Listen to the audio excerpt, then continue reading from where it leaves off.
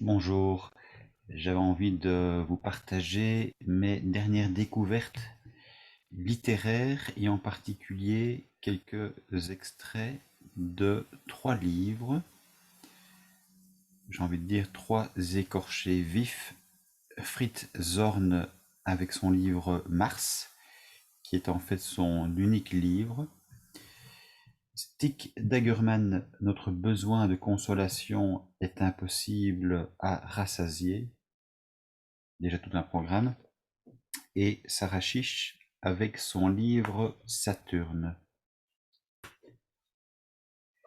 3 livres qui nous parlent en fait du plus essentiel de l'existence, à savoir finalement la vie, la mort et l'amour. Fritz Zorn, Mars. S'il faut donc que je me rappelle mon enfance, je dirais tout d'abord que j'ai grandi dans le meilleur des mondes possibles. D'après cette remarque, le lecteur intelligent comprendra tout de suite que l'affaire devait forcément mal tourner. D'après tout ce qu'on m'a raconté sur moi, j'ai dû être un enfant très aimable, éveillé, joyeux et même épanoui. On peut donc supposer que j'ai eu une enfance heureuse. D'autre part, je songe ici à un article paru dans une rubrique consacrée aux ennuis psychologiques, où il était question d'un jeune homme qui n'arrivait pas à se débrouiller dans la vie, ne savait sur quel pied danser et ne se sentait pas capable de maîtriser son existence, ce qui était d'autant plus surprenant qu'il avait eu une enfance très heureuse. Le commentaire du brave homme de psychologue chargé du courrier était fort simple. Si à présent le jeune homme en question se sentait hors d'état de prendre sa vie en main, incontestablement aussi son enfance n'avait pas été heureuse. Donc si maintenant je réfléchis à la façon dont jusqu'ici j'ai pris, ou plutôt n'ai pas pris ma vie en main, je ne puis que supposer que moi non plus, je n'ai pas eu une enfance heureuse. À vrai dire, il m'est difficile de me rappeler des détails particulièrement malheureux de mon enfance. Au contraire, tout ce qui m'est resté de mes jeunes années semble en général très satisfaisant. Et je trouverais exagéré de faire aujourd'hui autour de quelques chagrins d'enfant un bruit que ceux-ci ne méritent pas. Non, en vérité, tout allait toujours bien et même beaucoup trop bien. Je crois que c'est justement cela qui était mauvais, que tout aille toujours beaucoup trop bien. Dans ma jeunesse, presque tous les petits malheurs et principalement tous les problèmes m'ont été épargnés.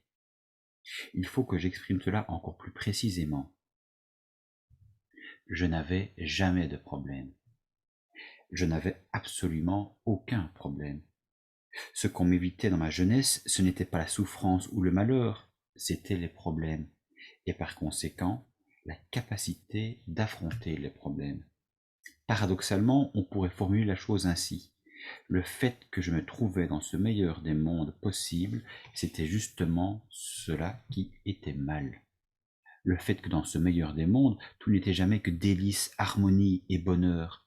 C'était justement cela le malheur, tout de même un monde exclusivement heureux et harmonieux. Cela ne peut pas exister.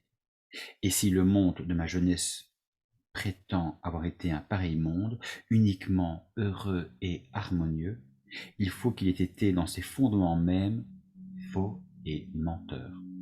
Je vais donc essayer d'exprimer les choses de la façon suivante. Ce n'est pas dans un monde malheureux que j'ai grandi, mais dans un monde menteur. Et si la chose est vraiment bien menteuse, le malheur ne se fait pas attendre longtemps, il arrive alors tout naturellement. Fritz Zorn est mort en fait d'un cancer à l'âge de 32 ans. Il dira d'ailleurs ailleurs qu'il a été éduqué à mort, au point où précisément ses désirs étaient anéantis, au point où il était dans l'incapacité de communiquer, de découvrir le monde, de découvrir les autres, d'entrer en lien. Et il dira d'ailleurs que son cancer a été sa plus grande chance, précisément pour être mis au pied du mur et avoir justement cette lucidité pour précisément écrire son unique livre Mars et nous inviter du coup aussi à ne pas faire comme lui, c'est-à-dire à prendre à un moment donné son existence en main. Deuxième livre que je vous proposais d'entrée de jeu, celui de Stig Dagerman, Notre besoin de consolation est impossible à rassasier. Tout petit livre, c'est en fait un livre testament, puisque de fait, lui aussi en fait mourra jeune à l'âge de 33 ans et d'un suicide. Donc c'est un livre testament. Je ne possède pas de philosophie dans laquelle je puisse me mouvoir comme le poisson dans l'eau ou l'oiseau dans le ciel. Tout ce que je possède est un duel, et ce duel se livre à chaque minute de ma vie entre les fausses consolations qui ne font qu'accroître mon impuissance et rendre plus profond mon désespoir, et les vraies, qui me mènent vers une libération temporaire. Je devrais peut-être dire la vraie, car à la vérité, il n'existe pour moi qu'une seule consolation qui soit réelle, celle qui me dit que je suis un homme libre, un individu inviolable, un être souverain à l'intérieur de ses limites. Mais la liberté commence par l'esclavage et la souveraineté par la dépendance. Le signe le plus certain de ma servitude est ma peur de vivre. Le signe définitif de ma liberté est le fait que ma peur laisse la place à la joie tranquille de l'indépendance. On dirait que j'ai besoin de la dépendance pour pouvoir finalement connaître la consolation d'être un homme libre. Et c'est certainement vrai. À la lumière de mes actes, je m'aperçois que toute ma vie semble n'avoir eu pour but que de faire mon propre malheur.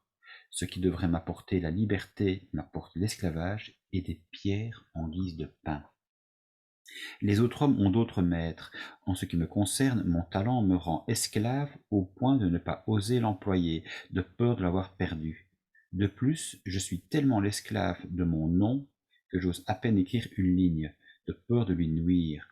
Et lorsque la dépression arrive finalement, je suis aussi son esclave. Mon plus grand désir est de la retenir, mon plus grand plaisir est de sentir que tout ce que je valais résidait dans ce que je crois avoir perdu. La capacité de créer de la beauté à partir de mon désespoir, de mon dégoût et de mes faiblesses. Avec une joie amère, je désire voir mes maisons tomber en ruine et me voir moi-même enseveli sous la neige de l'oubli. Mais la dépression est une poupée russe et dans la dernière poupée se trouve un couteau, une lame de rasoir, un poison, une eau profonde et un seau dans un grand trou.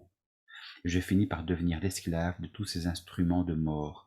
Ils me suivent comme des chiens, à moins que le chien, ce ne soit moi. Et il me semble comprendre que le suicide est la seule preuve de la liberté humaine. Donc des mots par définition, si je puis dire, assez sombres, et en même temps une lucidité sans faille de Stig Dagerman, qui, pour moi en tout cas, énonce là des mots qui ont une force assez puissante et une force telle que finalement elle peut non pas nous mener au bord du gouffre, au suicide, mais finalement peut-être vers un surcroît de vie. En tout cas, évidemment, c'est ce que je nous espère.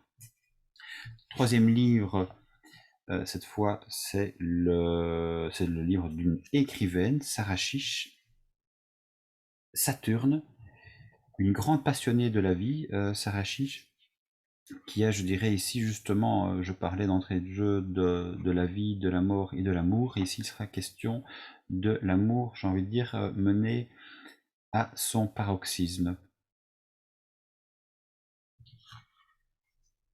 Un amour comme ça n'existe pas.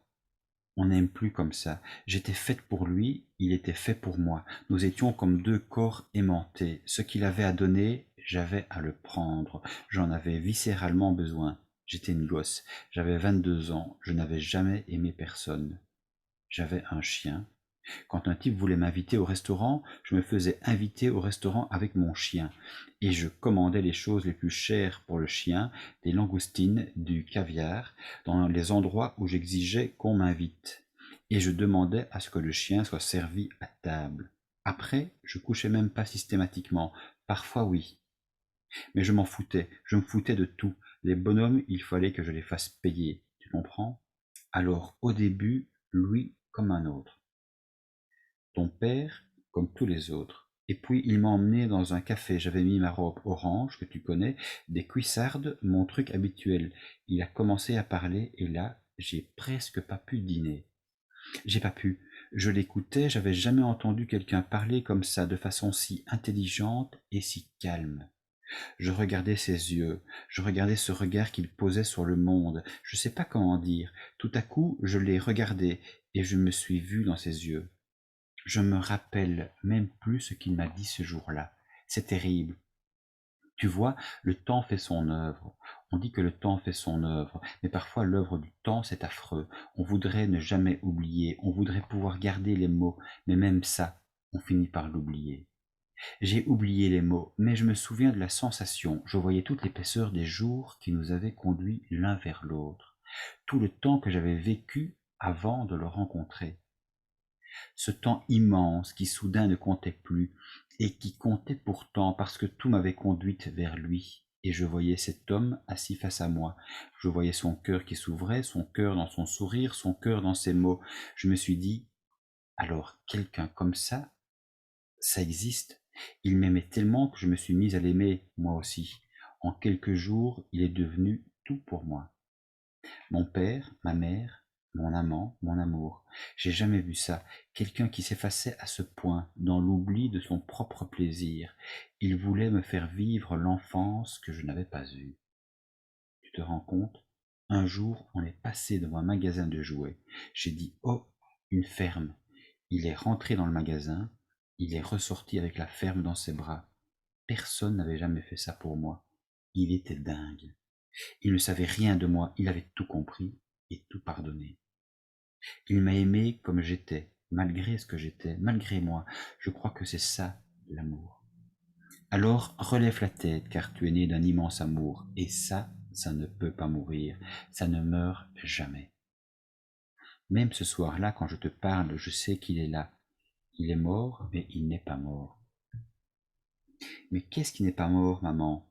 Lui ou cet amour? Je ne sais pas.